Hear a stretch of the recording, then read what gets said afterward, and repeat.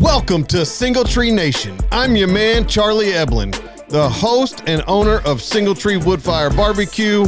We are here to build community through undeniable hospitality, storytelling, and the perfect plate of barbecue. All right. Welcome back to Single Tree Nation. I'm your man, Charlie Eblen. We are revamping the show. Get excited.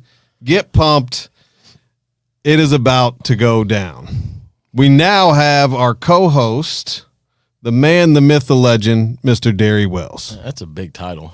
Oh, I love it. Welcome. I'm so excited to have you here and being with me on a regular basis now. For sure. I'm stoked. It's been a long time coming. And the last episode that me and you did was I guess about 9 months ago. Yeah. And we had a blast. Had a lot of fun. So if you haven't seen that episode with me and Derry, backtrack to one of the first episodes of Single Tree Nation and check it out.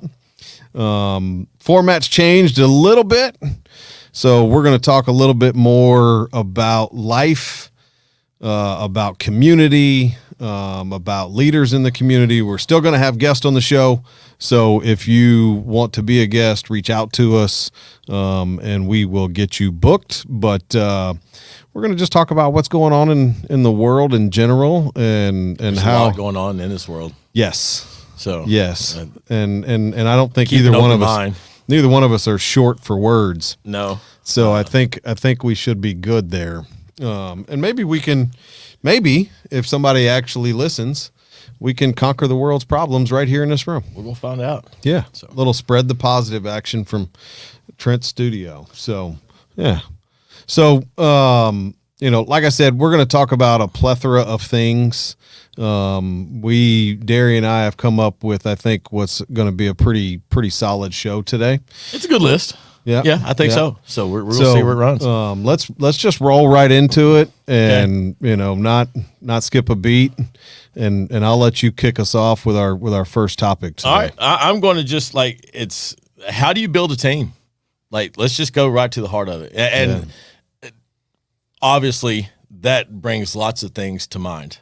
I'm involved with some high school athletics. Mm-hmm. Team is such a widely used thing. So how do you build a team? Well, that's a good question. Yeah. I don't think Neither one of us are qualified. We need a Saban or a Belichick for this, but Saban retired. Well, they both retired, but that's why they can. Did Belichick retire or did he get fired? He walked away. So that's a good thing. So did he build a team or did Brady build the team? Man, I'm in the camp. Now, hang on. Brady was not his only quarterback. He had Bledsoe at some point before him. There was that other guy that Jimmy G. Garoppolo was in there. What was his name? Who? Jimmy G. Jimmy Garoppolo? Garoppolo. Okay. Yeah. Okay. Wound up out, he traveled around, but he came up through the Patriot system. Yeah. There's something to be said for Belichick. Now, obviously, he and Brady but he's were not the a quarterback duo. coach. You're right. He's the coach. So He's- all things ran through the hoodie. So I'm just saying, with no sleeves. Right. Yeah. So, but how do you build That's a tough team? one. It's a tough one. So I think, I think whether you're building a business and teammates on that business, or you're building, you can speak more educatedly about team sports. I played golf in high school and college. I didn't have to worry about teammates. No. I think it all boils down with a common goal, no matter what, right? I think it does boil down to a common goal, but I also think that part of it is you've got to be willing to, as the leader of your team, whether you're a coach, an employer, entrepreneur, whatever it is, you've got to be willing to answer the hard question, and what does my team need? And whether that's so here's a you know what I'm saying? Do I need personnel? Yep. Do I need training? Do I need function? Am I in the way? Because there's plenty of coaches that, from an athletic standpoint, they are the ego in the room. And so, I think the hardest thing about building a team is being honest with yourself as the leader of what the team needs. But once you identify what you need, you can find it. So in that scenario, are you building the team or is the team building the team and you're getting what they need? See? Yes. So, right? What's the rising tides raise all ships? Yeah. If everybody's getting better, including the coach or the leader, the business owner, whomever, then the whole team should get better. And in theory. But I still think it has that idea, though, that you've got to – so many times we want to gloss over and not be truthful. Yourself is the easiest person to lie to. Oh, amen. Right? And so if yourself is the easiest person to lie to, well, my team really doesn't need that. We've got so-and-so. I've got my scorer. What if that scorer gets hurt? What if my all-star hitter, goes down with – Tommy Johnson, I don't even know if that's something hitters can get, but you know what I'm saying? Let's blow out an ACL. Yeah. I know they can do that. So who's my scorer now? My team needed somebody else. Yeah. And I think that it's almost a scapegoat sometimes when teams say, well, they don't have a leader. And it's true. But if you need a leader, how do you find a leader? And so you go back to building a team. Sometimes I think you got to be able to build leadership. You got to build character. And skill isn't always the answer. Sometimes, but I think that's the you hit a nerve on that one. See, I agree 1,000%. I don't think skill has anything to do with building an amazing team. I don't. Jordan was a very skilled ball player. And arguably the best to ever play the game. Oh, now you're going to open that can. Okay. Yeah, you opened the can. I didn't bring I'm up just names. I'm just You going said down Jordan, the line. Somebody's getting upset and you don't know. So and look, hang on. Is there a rating on this show? Go ahead. Go ahead. It's fine. Somebody's going to hear this and be like, white boy's talking NBA and he don't know what he's talking about. So you're 1,000% right. Two white boys talking NBA. We don't know what we're talking about. 12,000% right. You said Jordan though, and somebody just got their feathers ruffled. So here's what Jordan was great at. Jordan was great at making other people great. Kobe Bryant was great at making other people great. Arguably two of the best basketball teams collectively to ever play the game.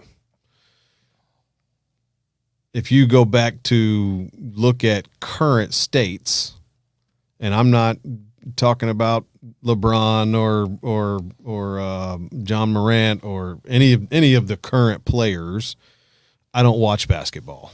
I did when I was a kid. I don't really pay attention to it now. We probably have to get Trent involved to really get some serious discussion here. But what is remarkable to me is if you look back at those gentlemen with Kobe and Jordan, the one thing that always really impressed me about their teams were they were scared to death to disappoint their leader. Sure. And their leader was always the first one there and the last one to leave. Their leader was always the one trying to learn more, do more, become more, and get better so they could grow their team.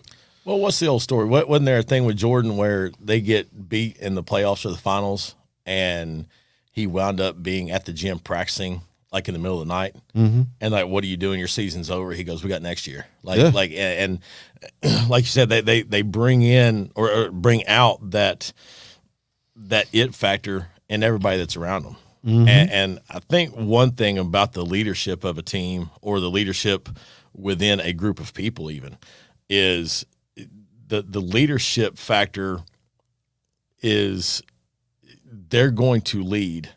Sometimes people don't want to be led. And sometimes people want to do their own way. But see, how much of it is I see a team, I see a need, because that was what I brought up first. Okay, now I've got this leader in place, but then I got 4 or 5 of y'all that don't want to do the expectation. Because we've gotten so much into this what's the minimum required that I won't get in trouble. versus Ooh.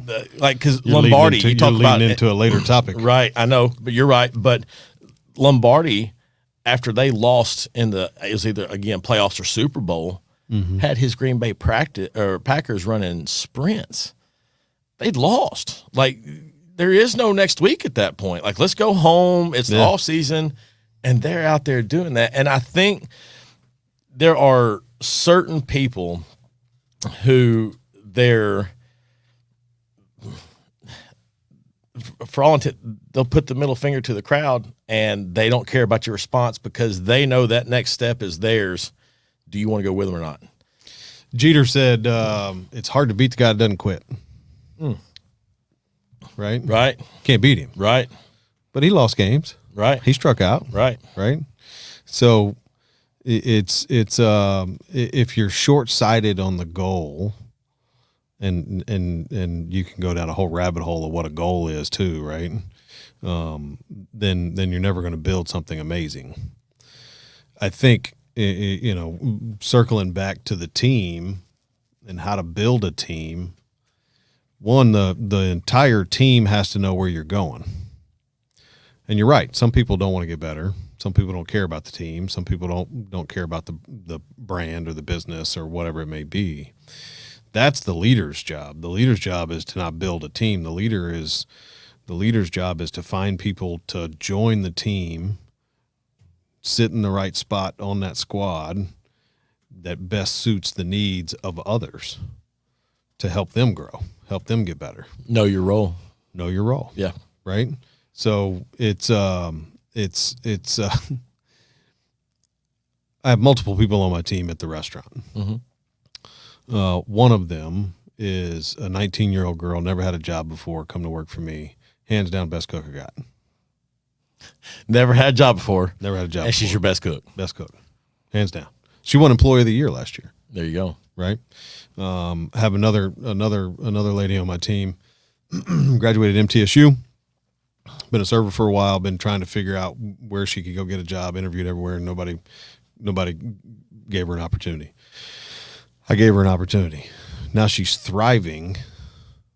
Before, she was good. Didn't have a problem with her, but it wasn't like her dream job of being a server. She wanted to do more in the public eye. I took her to Channel 2 with me a couple weeks ago, and you would have thought she hit the lottery. I mean, just bright-eyed, bushy-tailed, just she saw lights, camera, action, right? Oh yeah, man, she was excited.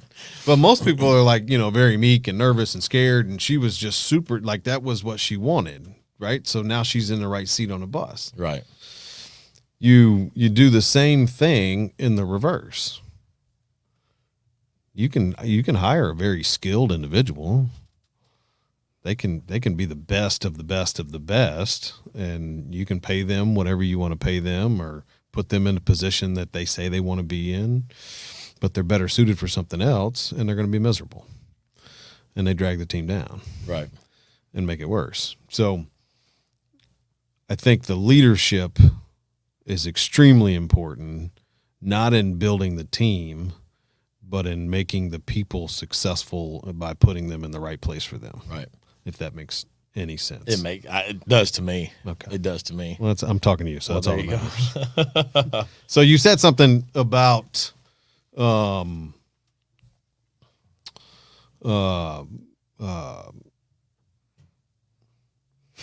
a blank now. I think what you're trying to go to is where I said something about the fact that we've gotten used to a society that says, or some society, what's the bare minimum to still be successful? Is that where you're going with that? What I was going to? Yep. So I've got this topic later on down here, but it says, what are some of the differences in youth today, and are the younger generations really that different? So I'm going to tie that in with what we said there. Right. I'm going to go out on this limb as a teacher and say this. No, they're not that different. We all want to label the kids as, the kids are different. The kids are lazy. The kids don't want to do this. The kids don't want to do that. First of all, I'm going to go back to who are the leaders. So before you go further, if it's not the kid's fault, whose fault is it? There you go. And now That's not to say that we aren't in a society that is inundated with whatever you want in a moment. Think about, you can have all with exception of a very few things, meaning I can't get all the money I want right now. Look, I got on Amazon to order something 2 days ago, and I literally was mad because it was going to be overnighted, not same day. I was mad. First world problems, man. Right. I could get it at 7:00 the next morning, but I didn't want it then. I wanted it today. I went to the Verizon store. This was a week or two ago, and my watch had quit working, which I was reluctant to even start out getting a watch. Now I've had it a year. Love the thing and I don't even know that I use it that much, but apparently I do because the 48 hours I didn't have it. I'm like, oh man, and she said we don't have one in store to replace exactly your model. And she's like, it'll be overnighted. And at first I'm like, that's fine. And then I get the, hey, your shipment's running late. Right. And now I'm like, oh man, really? And it's like, that's not a problem. It shouldn't be, but here I am, my first world problem of, oh, well, wait. So, but the kid, we are so quick to have everything. Instant gratification. And I heard this question earlier this week. When's the last time you sat and watched a movie and all you did was watch the movie? You didn't check a phone. You didn't pull up an email on a laptop. The kid didn't come through and say, hey, I got homework, and you paused and went. When's the last time you just consumed a movie? I know the last movie I watched. It was last weekend, and I know I picked up my phone 3 or 4 times. You get an alert, you get this, you get that. When was the last time you had a family meal and there wasn't a phone on the table? Oh, man, I almost had you. Tuesday nights at my mother's house. Yeah, but eventually a phone comes out. Eventually. And I mean, and it's usually we made a rule. We made a rule in our house, and myself included, and I have to abide by it because if I don't, then who am I? When we get the opportunity to have dinner as a family, there's no phones allowed on the table. You can't be within arm's reach of the phone. Right. And it is incredible, absolutely incredible. When we first made this rule, and it's been a couple of years, but when we first made this rule, how no one had anything to say. They sat there staring at each other. Hey,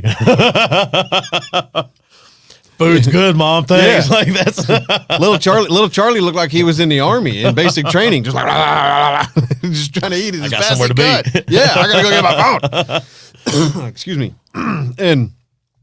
It drove me crazy, but now my kids can now sit at a table and eat and actually have an intelligent conversation. Well, as intelligent of a conversation as my 10 and 12-year-old can have. Right. My 10-year-old is, everything is, farts and rainbows, right. But sure. Whatever. So poor Mason. God love him. Little boy. We're supposed to call him out by name now. He's got to live with this. Yeah. So it'll be all right. 10 years from now, he's going to be like, right. That one time. Yeah. But I think to kind of hit your point about kids and the generations, I agree with you. I don't think I think the difference in children today and youth in general, and when I say that, really 25 and under, kind of telling my age there. Right. So, but when you really look at it, it's not their fault that they are the way they are. Some of it is technology. Some of it is society. Most of it has to do with the parenting and the structure. I will jump in right here, and here's why. When you say the parenting, people, let's say 40 and over, we grew up, or a lot of us did at least, where either there was a challenge, we didn't have all the this or all the that, and life has kind of come full circle for a lot of people. I think a lot of parents would say, I want my kids to have better than I did. Agreed. Right? So you do that 2 or 3 or 4 generations in a row, and now you've got a group of kids who are wildly better than their grandparents were, and even their parents probably. And so is it a product of that, well, as the parent, I'm glad to give for my kids. I don't want you to have to want. And is there a fine line in there of, did I create another monster though, of now you don't know what to go out to get what you need? Yeah. So I think there's, in some places, I think it came from good. I want you to have what I didn't, I want to give to you. I don't disagree with you. I don't think it was I don't think all, some maybe, but not all parents set out to go, I'm going to give my kid anything and everything they want. They're never going to need or have to ask for anything. I'm going to cook every meal, wash every clothes, turn every TV on, tuck them in until they're 21. I don't think there's parents out there that go, okay, I'm going to do all of that so I can create a monster. Right. And then my son or daughter goes to get a job and doesn't know how to sweep the floor. Right. Or, right. or Windex a window or right. wash dishes or whatever. Right. I don't think anybody ever did that. Maybe somebody, but nobody I know. Sure. But I do think there has been a society shift in doing so. We have also made it to where our kids didn't learn how to work. They didn't learn how to earn something, whether it's, going to pick up, like my kids, when they go see their grandmother, the first thing they have to do when they get there and all their stuff's put up, they have to go outside and pick up all the pine cones in the yard. Man, that's the very first thing they got to go do. Now, here's the bad part. Once they do that, they go get whatever they want. Sure. Right? I mean, they go get ice cream, they go get video games, new clothes, whatever, right? She spoils the tar out of them. But they got to go get all the pine cones out of the yard first. So when I was a kid and running around, that's the way it was. I'd go to my grandfather's house. We'd go to Papa George's out at Single Tree Farm, and it didn't matter what time you got there. If the work wasn't done for the day, then you jumped right on in. Right. And he didn't care what your plan was for when you got there. I'm doing this. Mm-hmm. You're coming to hang out and eat my food. You're going to help me fix this fence. We're going to go tend to these cattle. We got to go look at the crops, whatever it may be. Fix the roof on the barn, whatever. We got to go get the work done. Then we can go play. I don't know if there's enough of that. I would agree with that. Especially when you see kids who just, generally speaking, don't understand the priority of work then play. Mm-hmm. Because we've turned so much of what we do on a daily basis, everything is play, Very much so. And which I get. Yeah. The kicker that I have, and I used to, I'm going to tell myself here, I used to be the guy that said phones ruin everybody. It's ruining me. And, the worst thing to be a part of is a school pickup line and cell phones. Let me tell you, I'm well observant of that. But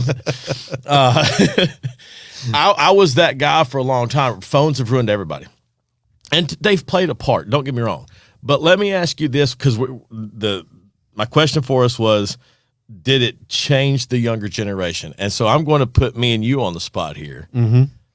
Did you do anything in your younger years that could have been deemed as questionable, or mom and dad may not have been proud of it, or if you'd have got caught, you'd have probably got a good stern talking to or grounded, or maybe even a spanking, depending on what you Me? Did you do anything? Because I know I did. Okay. I know I did. Yes. Now, okay. So we did, right? Yes. Do kids today do that? Yes. Yeah. So what is, and I'm limiting it. I'm cutting away all the fat here, and I'm picking out one thing. You're good. They did something questionable. We did something questionable, right? Yep. What's the difference there?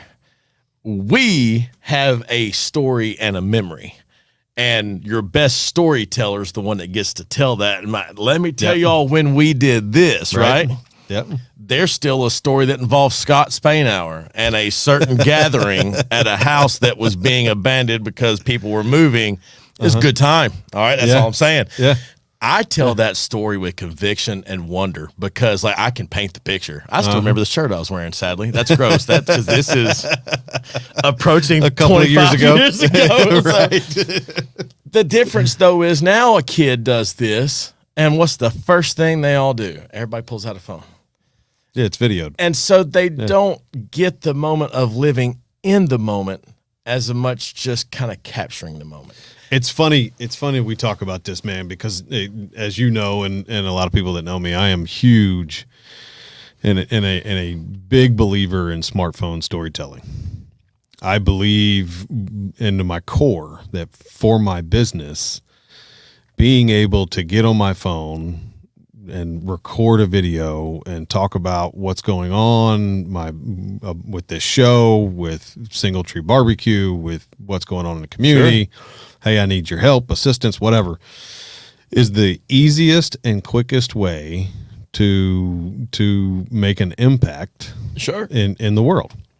And I don't mean to sound like I'm knocking that. No. I just want to show that difference. But that's where I was getting ready. That's where I was getting ready to go. Is I think the difference for us is we can put it down. Mm-hmm.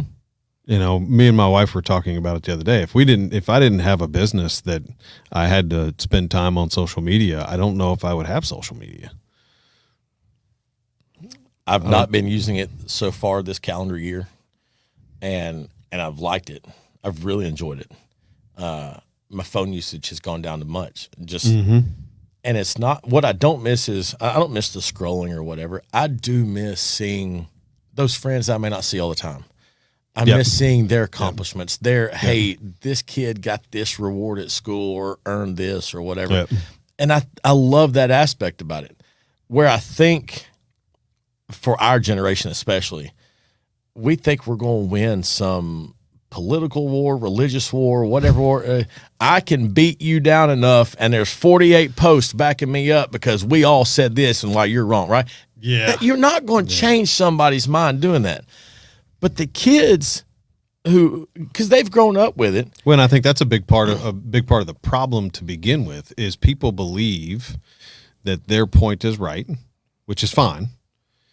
But we don't have, and we're getting way off topic, but I don't believe people understand or have an open enough mind to look at somebody who has a complete different opinion of mine and go, well, why do you think that? I got the word you're looking for. How much of our society now shows compassion? Zero. Very little. Right. I think for and you know who shows compassion the most? The ones who've been in it.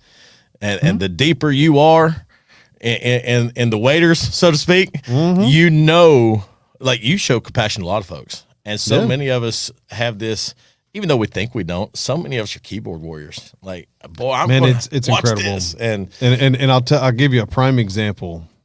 I went into a small business here in town. Mm-hmm. Me and my wife, we wanted to have a drink. We don't really get out too much. You know, I work a lot. Kids and drink of choice. Mine? Yeah. Bourbon. No, drink of choice. Be specific. Like what kind of bourbon? Yes. Like if Charlie gets his pick, he's going to do his thing. It's Friday night. The restaurant is taken care of. Yeah. It's going to be grandma or granddad got the little Chuck and, you know, and it's just me and wife. And I'm going to enjoy my evening. Yeah. It's going to probably be either Basil Hayden on the rocks. Yeah. Neat. Ready to go. Yeah. Okay. Or Pure Kentucky. Is that the new one? It's been out for a while. But it's got a black label on a lot of them. No, it's got a blue and gold label that's literally the state of Kentucky. Okay. Now we're talking about two. Super smooth. It's not one of those bourbons that, you know, you right. You know, I've had some really good bourbon. Yeah. I've had some really bad bourbon. I am on a new kick now. And probably because we're partnered with them, but Curveball. Have you had Curveball yet? Not. So it is the original barbecue whiskey. So shout out to Curveball. It's like drinking a smoked pork butt. Interesting. Yeah, it is. You could also just empty the fat in the pan and do that if you want to. Yeah, but it doesn't have as much alcohol in it as the curveball does. No, and over it. So, sorry, that was a complete sidetrack here. I mean, just threw a squirrel wrench in that. Yeah, it's all right. I don't think the kids are different. I think we have parented differently, and I think technology has played a big part in it. And I said this morning on a show that I was on. I don't think that the leaders of today, meaning me, you, political leaders, community leaders, everybody in general, I don't think we've done a very good job of communicating, because we don't communicate anymore. And I think technology has been a part of that, right? We allow our children to be stuck in the phone 24/7 or stuck in a device 24/7 to where they don't have to communicate, right? Well, but so the flip side of that is, I'm going to say they do communicate. It's just so quick. It's here, boom, done. Yep. It's that longevity conversation that, let's be honest. Conversation, face-to-face conversation. And if you're not used to it, it's tiring. It can be intimidating. Yeah. It's one of those, because I watched this almost morph take place of when I get a freshman who's 14 years old, and then by the time he comes a junior and senior, and during those times he may have gotten his first job, he's probably encountered something in life that was a little bit challenging for him, outside of school, meaning that.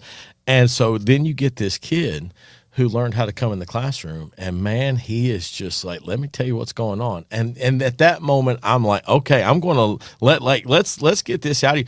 I don't want you to give me your life story. I'm not trying to get you to change everything, but the fact that he can step out there from this little shy kid or this little intimidated kid, because there's more than one person in the room, to where now he is sitting here and, he's leading the class conversation. And I'm like, guy, you've come out of your shell. Right. And so I think that the unique thing here is, and I'm still going to go back to the parenting, I don't think kids have changed. I just think the environment changed. Yeah. And as the environment changed, parents changed. And because we want to give better, and we think we're doing good. We think we're doing the right thing for our kids a lot of the time. Yeah. Now, do I also look back and say, man, I let my child have a phone at 6th grade, may have wished I had waited till 8th grade, something like that? Sure. Maybe wait till they're in high school, whatever it is. But I also know that the reason I did was because my child started going to the extracurricular events. They start staying night at friends' house. They started, and you're like, I want my child to be able to be in touch. And so again, I think the environment changed. So let me ask you, parents mean well. Kids hadn't changed. Kids are kids. Parents may not, right? Environment has definitely changed. Accessibility to the internet is beyond changed, to all things, right? Yes. So as a leader in the community, right? As a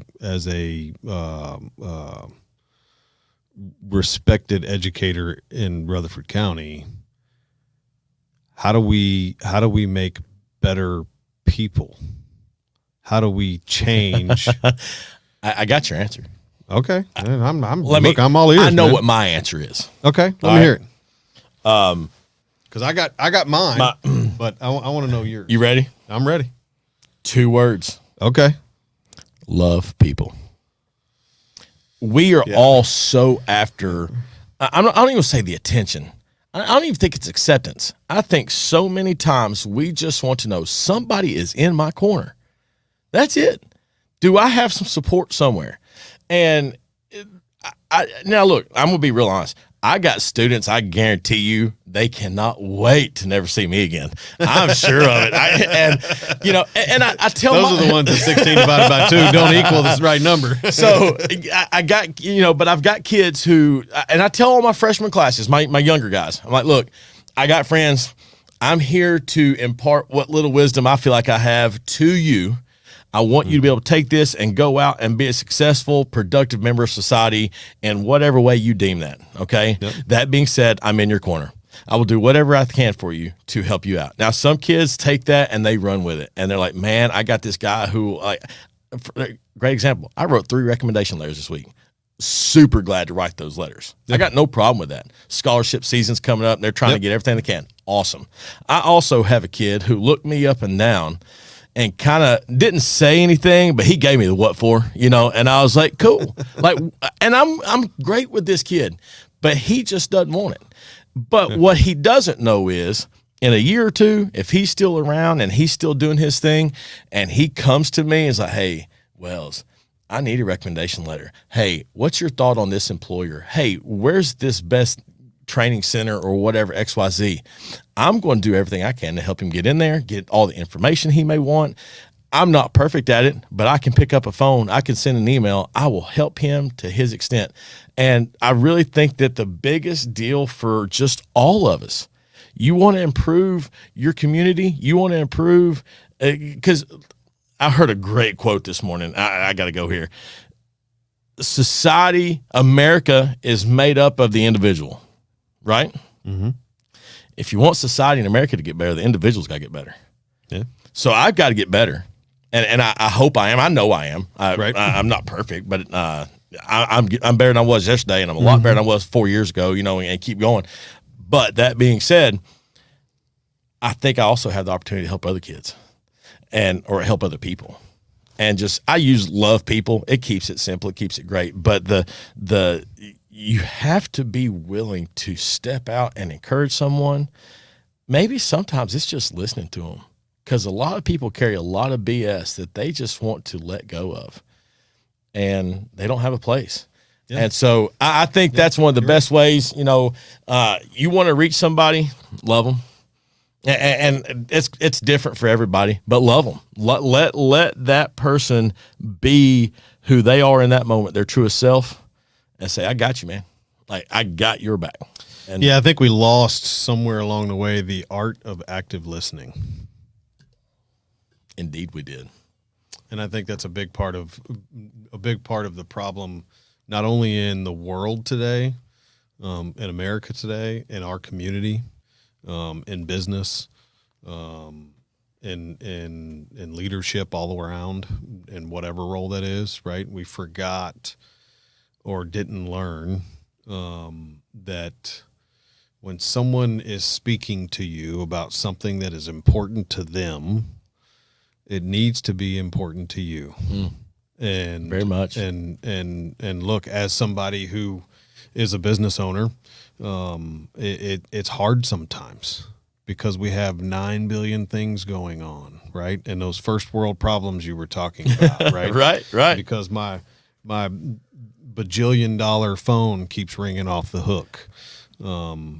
Because I got 2 different practices the kids got to go to. We got to stop and get dog food or whatever, right? I mean, you got 9 billion things to accomplish in the day, and we're so worried about number 1. Yeah.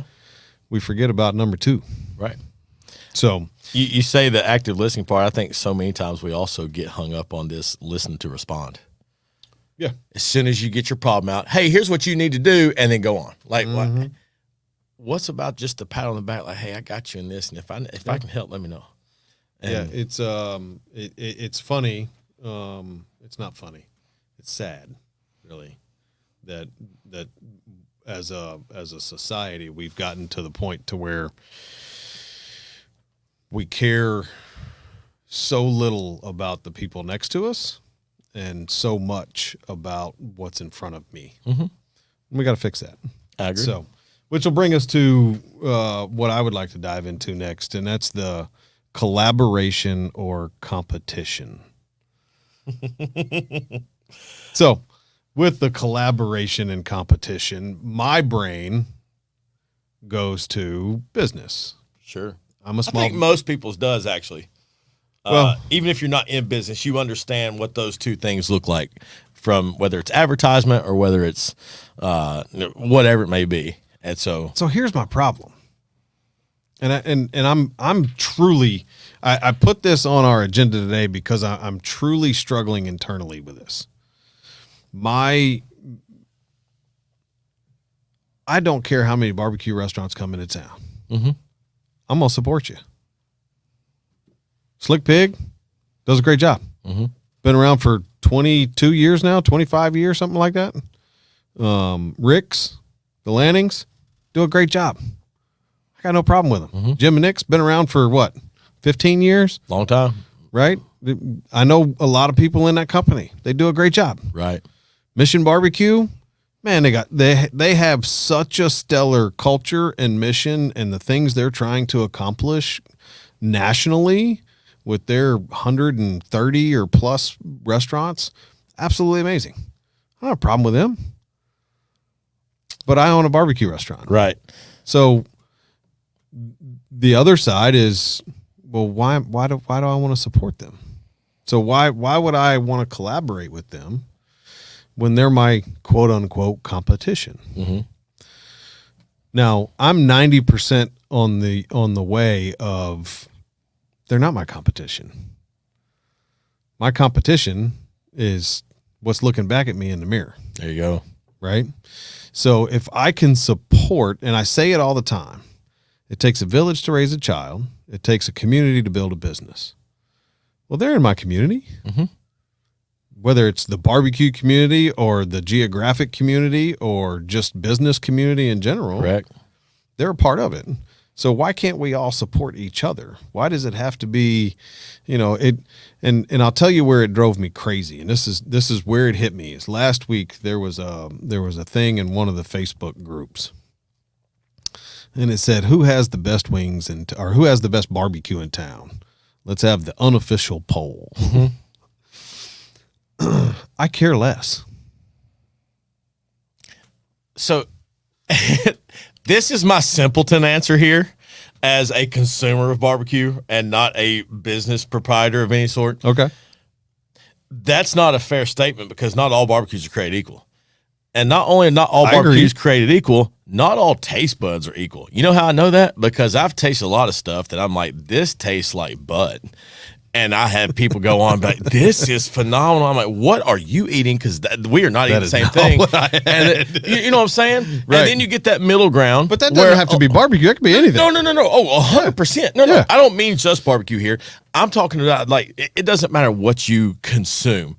Mm-hmm. There's a wide range of taste buds and a wide range of cooking methods. And there's a wide range of, did I use this hardwood or that hardwood? Did I, whatever. I made a post 2 days ago, maybe yesterday. I don't remember. I lose track.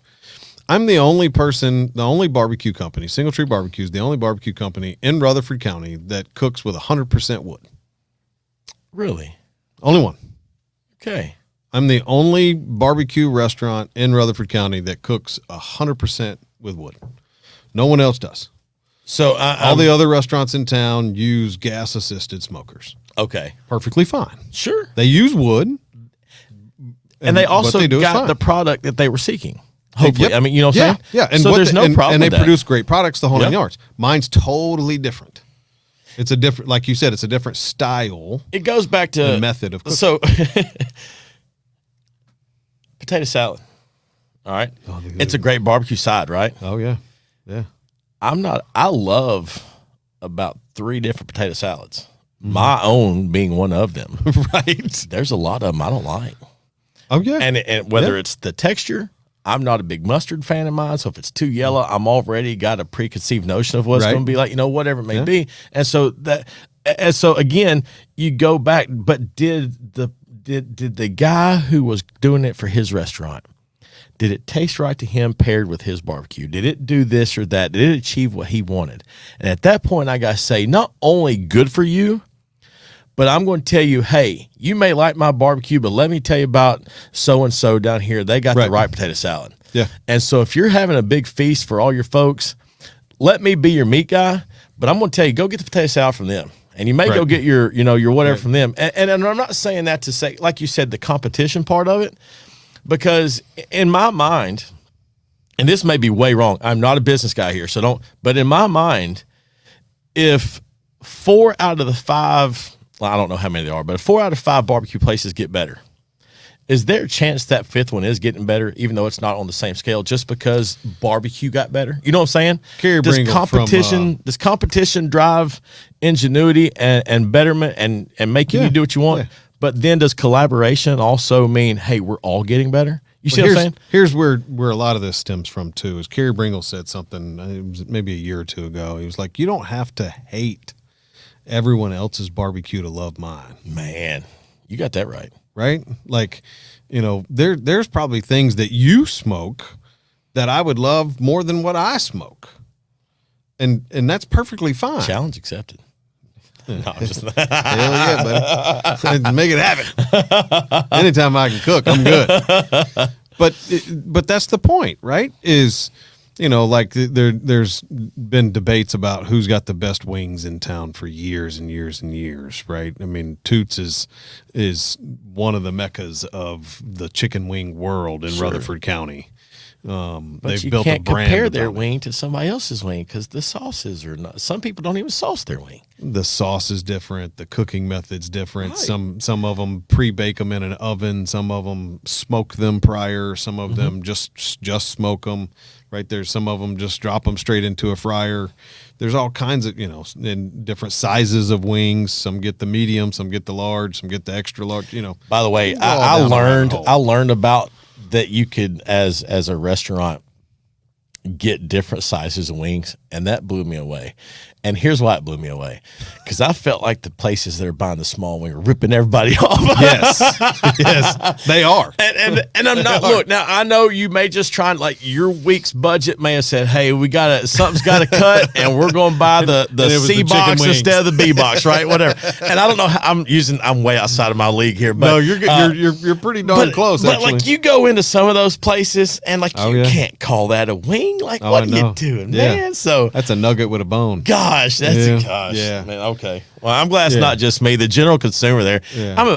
I've eaten my fair share, right? So I mean, like I feel like I can you comment on the chicken wing that was not. Look, I bring it all up because, and what really kind of struck me was Travis Kelce and really his brother Jason jumping out of the suite with his shirt ripped off and cheering on his brother, right? First of all, Big Boy got moves. Did you see him leap over that wall? Holy cow. Like, dude, I bet he could go. I didn't see it live. Oh, I didn't either. I So saw. I got to see saw the the replay. replay. But like he went Man. both legs over Yeah. that thing. Like, Oh yeah, yeah. The whole a whole nother thing about that, and somebody said to me, they were like, "But he is supposed to be the epitome of someone that is in epic shape. sure. Well, he showed it then. His agility. Yes. I mean, holy cow, How many 300-pound guys jump over a wall like that? I don't know any. Kelsey." Yeah, right. I mean, there's none in my circle though. So I don't know. Jonte Verge probably could have. He was pretty agile. man, he was. Yeah, I forget. Yeah, there you go, back dating us though. Then Yeah, that's true. I wonder if he could now. I don't know, Jonte. Let me know, man. What's that vertical now? Yeah. It's but that it really struck me like this guy just lost, like his career or his season ended. Right. Not only did his season end, and his career may have, because like they said that he may choose retirement or whatever after this. Yeah. He made that comment right His after the game. Eagles were at one point had the best record in the NFL, and it looked like they were the team to beat. Yeah. And you go out that quick, and the next week, instead of pity party pouting like, "Oh, we didn't win," and that, what's he doing? He's out there supporting brother. Yeah. Which by the way, from a publicity of being in the public eye standpoint, I don't know that you could have two more opposing guys. Big Jason Kelce fan for me, not a big Travis Kelce fan. Like They're a little different. they are extremely different. So, Yeah. which They're is fine. different. We're supposed to be different. I mean, Yeah. But you know what's awesome though? It didn't matter that he lost. I just wonder if Taylor rolls over and looks at Travis and go, "Why'd I get the ugly brother?" Hey, beauty's in the eye of the beer holder, man. So that's I'm just saying. oh well, I don't know. They say you gotta be careful with the guys that make you laugh. So Yeah, this is that's true. Yeah, so This that's is true. Maybe he's got This a is great personality about him. I'm sure he does. Yes, I'm sure he does. and He's I a don't mean to sweetheart. say he's a bad guy when I say I'm not a Travis Kelce fan. But like Jason Kelsey just epitomizes it for me. Like he is. Look, I feel like he's led by example to little brother. Yeah. I feel like he is a key role in his community. Mm-hmm. I feel like from what we know from the public, at least, incredible teammate. You know, that kind of guy, supports everybody. I feel like if the two of them walked into this studio right now and sat down, one of them, I'm going to feel like I don't have enough money to sit in the same room. Fair enough. And one of them, I'm going to go, where are we getting beer at afterwards? That's do you want some of this Busch Light I got right. here? Yeah. And he's going to go, yeah. Right. That's kind of where I feel like, Yeah. you know, all right. Well, moving on. Still brotherly love though. We beat that horse. Yeah, we did. Yeah. What's next on the agenda? Man, you know, it's and this one's going to be, this is wide open. I don't know if we can cover all this and what we got, but what does it take to persevere with when you start an endeavor from scratch? Man, Now, my first thing is I think a lot of people, I say a lot, business is where you're going to think with that. Yep. Because you started from scratch. You started literally, the recipe was from scratch, as far as I know, wasn't it? I mean, using all of them in the kitchen whipping up that potato salad we was talking about. And so you literally putting too much mustard in it. Right. That's only by my I don't know. I've never had it was by mine salad. too. Okay, I promise right. I did. All right. Yeah. I'm always quick to go with too much onion. That's Yeah, You can always add an onion, but you can't take it out. Yeah. My grandfather had an old saying, and I didn't know this till my mother told me the saying, but like it has stuck with me. You can't unscramble scrambled eggs. Right. So it's like once you've made the mess, you just gonna have to. Oh, isn't it? Man, I wish I'd known that. He passed away when I was 6, so I didn't know him much. Right. I do know that me and my brother charged the people who were coming to his funeral. Now this is 1986. We were charging 10 cents a head to get in. Best part is people were paying. So here's me and my 5-year-old brother outside the funeral home in our gray little suit and tie. Hey, pay up. It took me 30 years to hear that story. Holy Aaron, so the next time I see you. That's it's 10 cents. I won't let you sing without it. But so I mean, you know, but you can't unscramble scrambled eggs. So I'm always careful with how much onion I add. Careful with how much mustard you add. So that was a complete rabbit trail here. But yeah, when you're starting from scratch, because there's plenty of people say, "Man, you're crazy." Like, why? And so what's that take to get over every hurdle of every no? It's really outstanding, and that you put this in the show notes today.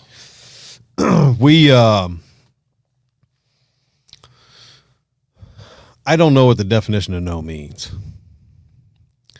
If you laugh at me, that's fuel, right? One of the best things that's ever happened to me was getting fired from my job. That's a pretty profound statement. Vaguely, when did that happen ago? 3 years ago. 3 years ago? Did you say that was the best thing that happened to you? You know what I'm saying? The day of, the week of? Hell no. I was scared to death, man. God, Lord, I didn't know. But look, that perspective. When your wife is standing in the doorway of your home office and goes, well, what are we going to do? Right. And you go, I'm calling my buddies, Mama. Right. I'll find something. Yeah, I mean, you're scared to death. How are you going to pay your mortgage? How are you going to feed the kids? You know, where are we going to put gas in the car? All the things. But for me, there's a couple of people that we both listen to different podcasts and shows and follow on social and things. And one of them is, and I always screw up his last name, but you're working on his 75 Hard program right now. Andy Fazella. Yeah. Thank you. He said one time, and it's really important. There is no plan B. Yeah. So if this doesn't work for me, I'm screwed. Right. Right. So not winning is not an option. It's not an option. It's okay for me to lose. It's not okay for me to fail. Correct. I can lose. I can learn. I can mess something up, go back over, do it again. I can't quit, because the moment I quit, I'm done. Right. I don't have a house anymore. I can't pay my mortgage, can't pay the light bill, can't get my kids to school because we don't have a car. Well, it's like you make a pitch and the guy says no. Do you either walk away and say, man, I can't do this, or you say, I need to revamp this pitch? You walk away if you got a backup plan.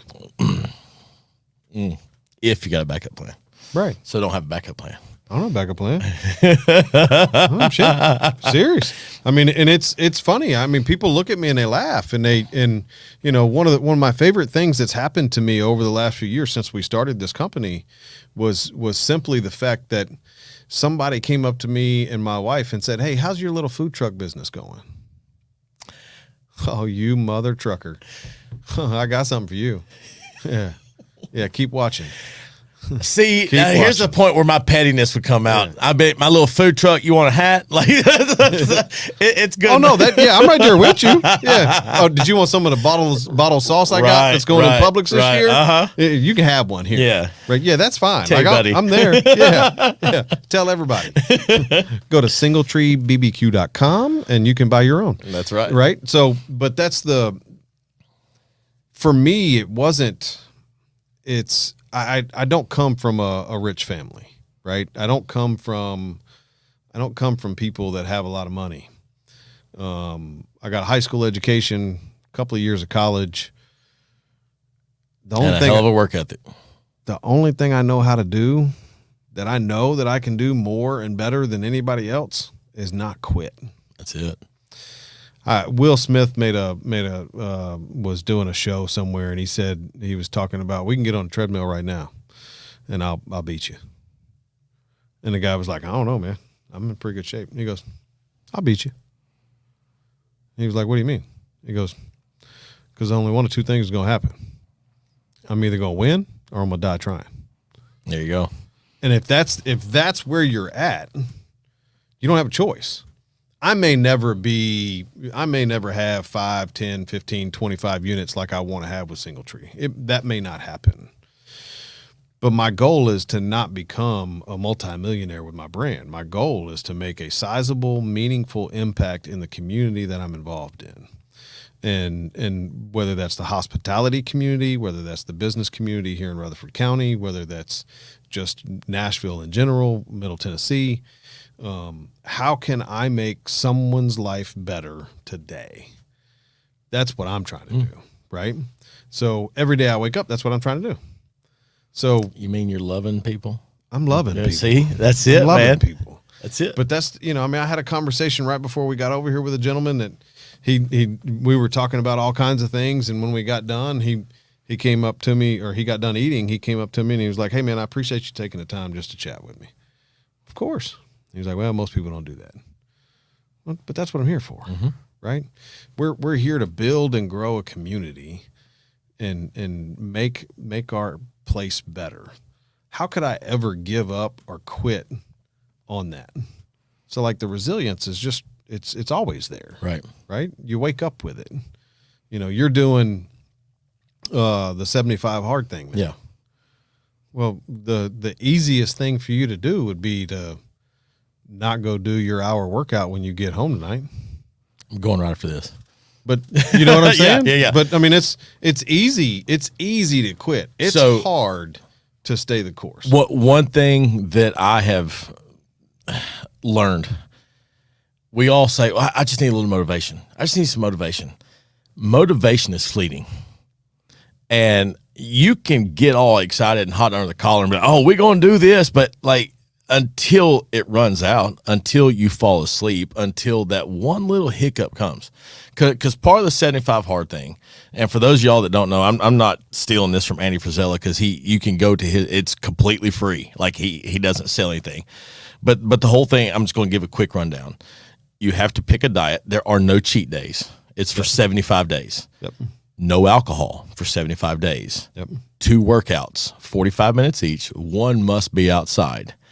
A gallon of water, and a minimum of 10 pages in a non-fictional get better improvement type book. Okay. Yep. And so you're talking to someone who used to hate reading.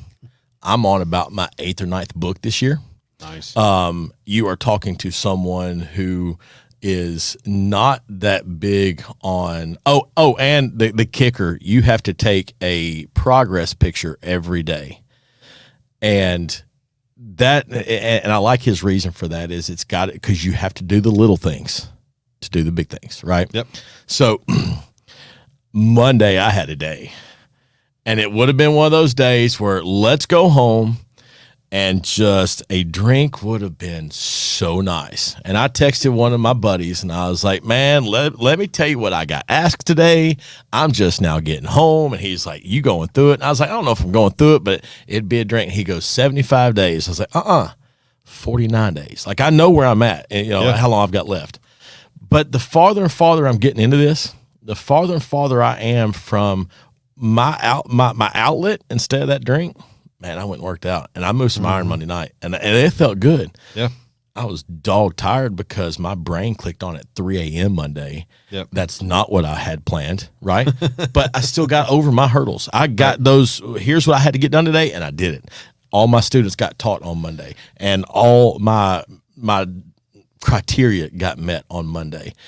I wanted to have this way of like how I think I wanted to relax and didn't do it. Yeah. And so so you talk about the perseverance, and the reason I was bringing this up, that motivation for Monday was not there, and I got done. Motivation just comes and goes so easy. Do you know Whit Turnbow? No. Okay. I know the name. No, like I can recognize the picture. That's all I know. All right. So Whit, a lot of people know him by the sheriff. Yep. Okay. So he was pretty solid golfer here in Middle Tennessee. Mm-hmm. State tournament in high school, played at MTSU, went on to be the head coach of MTSU's golf team. Okay. Really, really good guy. I've known him since high school, or before actually. My father knew his father. He 5:20 this morning posted something on Facebook. And he said, 5 o'clock I woke up this morning, and I'm going to tell all y'all right now, I'm standing in front of my gym, and I do not want to go in. I am not feeling this day. I don't feel like it. I don't want to do it, but I'm going to because my feelings are not important. But the choice that I'm making is. Heard a thing the other day. Feelings are terrible leaders. Man, aren't they? Doggone it, man. Because if I reacted to every feeling I had, it'd kill me. Like, feelings are terrible leaders. They are. They're necessary. They're terrible leaders. Yeah. Don't make a decision when you're in your feels, good or bad. Let me say, when you're at that high, don't make a decision then either, because you're going to do something dumb. No, for sure. All right. Well, we have had a very wide range of topics today. Dove into a lot of things. I'm super excited that you are now on board. I'm stoked to do this on a regular basis. Yeah. So y'all get ready. More action-packed stuff coming. With our wrap-up, we're going to wrap up the show a different way now. And my man, Derry, has been doing some stuff for a while that I just absolutely love. It's inspiring, it's thought-provoking, and I think it can just kind of help us get to where we need to get to, right? Yeah. So, and you call it your Friday Feel Good. Friday Feel Good, baby. So I'm going to let you take us out, and then I'll wrap us up with where to find us and all the fun things, and we'll take it on to next week. Your Friday Feel Good this week. The author Jack London, this would have been early 1900s. The proper function of a man is to live, not to exist. I shall not waste my days trying to prolong them. I shall use my time. And I think so often we get comfortable on the couch, or we do this or do that. My leg hurts. I got a headache. I got I'm tired because, I was up at 3 a.m. on accident. Use your time. I'm not saying don't rest, but if you're on the couch, have that conversation with your child. Look at your spouse and say, hey, babe, what'd you do today? How can I help you today? Use your time. Get up and go. I'm telling you, you talk about Whit being at the gym this morning. I knocked out my 2 miles by 6:10 this morning. I was feeling good. Yeah. And it was brisk this morning. It wasn't too cold, but I'm using my time. Mm-hmm. And I don't know what my days are. None of us do. But by golly, I hope that I'm doing better using them now than just letting them sit there and expire. So you have 86,400 seconds in a day. Yep. 24 hours. Right? Use them wisely and be productive when you're using them. They don't all have to be getting after it. That's it. There should be time for meditation. There should be. So with that, 86,000, what'd you say, 400? Yep, 86,400 seconds in a day. If you had that in dollars and somebody came up and stole $10 with you, are you going to worry about that $10? Very much so. You are? I'm not. So when somebody steals 10 seconds of my time, I'm not going to worry about it. Yeah. I got 86,390 that I can spend the right way. All right? That's the way I'm going to do that. So I love it. Yeah, I love it. All right, guys, look, I appreciate everybody hanging out with us. Check us out each and every week. Me and Derry will be here chit-chatting with you about all things community, life, all encompassing. Check us out on the website, singletreebbq.com. If you want to get involved in any way that we can help you, whether it's through the restaurant, through the podcast, telling your story, all the things, reach out to me directly at charlie@singletreebbq.com, or you can call me at 615-307-0120 at the restaurant, and I'll be happy to get you involved and linked up in the right direction. Derry, thank you. Yes. See you next week. A little bit of clarity. Charlie with an IE or EY? IE. I knew. Just want the public to know. Yeah. Charlie with an IE at singletreebbq.com. There you go. There you go. Thanks for joining us today. Make sure you like, share, and subscribe to the channel. And as always, leave us a 5-star review and come see us at the restaurant.